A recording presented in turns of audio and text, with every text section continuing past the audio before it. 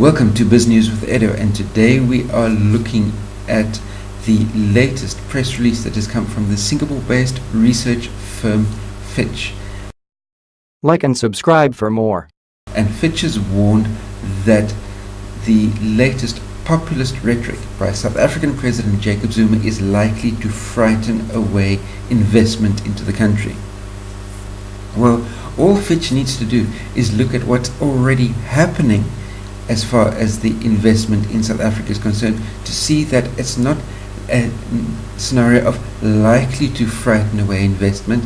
The populist rhetoric is already achieving the goal of frightening away investment. Remember that the scourge of the South African economy is white monopoly capital, and every penny of white monopoly capital needs to be driven out of the country as soon as possible, because only then will South Africa's economy really be able to flourish.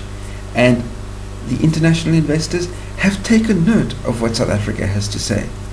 And if we just look at last week on the JSE, the net capital outflow from the JSE last week as far as foreign investors are concerned, net capital was 600 million in just 1 week.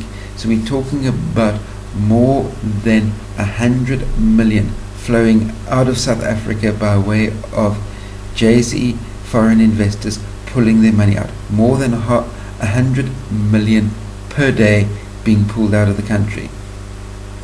And what's more, any capital inflows that are coming into South Africa at the moment are coming into government bonds, which pay better interest, and what's more, it's money that can be pulled out in a second by a single click of the mouse. You can pull your money straight back out again, and it's this capital inflow into government bonds that's been improving the value of the rand. Got nothing to do with the economic stability of the country whatsoever.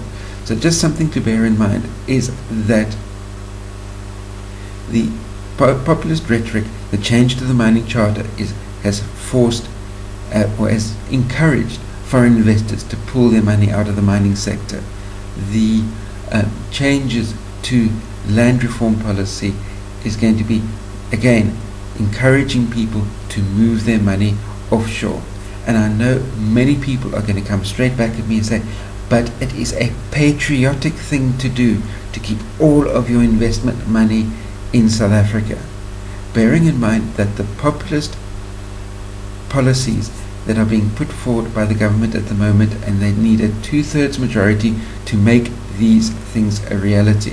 And when it comes to this type of populist rhetoric, it's likely that the ANC will be able to persuade the EFF to vote along with the ANC to give a 2/3 majority, especially when it comes to land reform policies.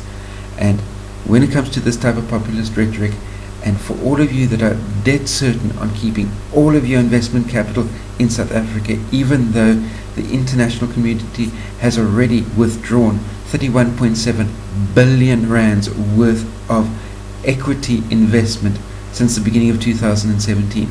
Just remember what happened as far as our northern neighbors are concerned, the ones that had exactly the same type of populist rhetoric. This is what happened to their economy. Can you remember? Right. So as far as that's concerned, remember that the rest of the world is looking at South Africa as a high-risk investment destination and are moving their money out of the country at the rate of 100 to 120 million rand per day. What are you doing with your investments? Just give that some thought. And feel free to post any comments, questions, criticisms that you may have in that comment section down below.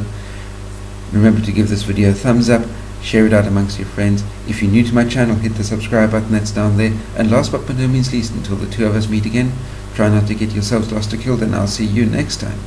The funny democracy, funny legal system.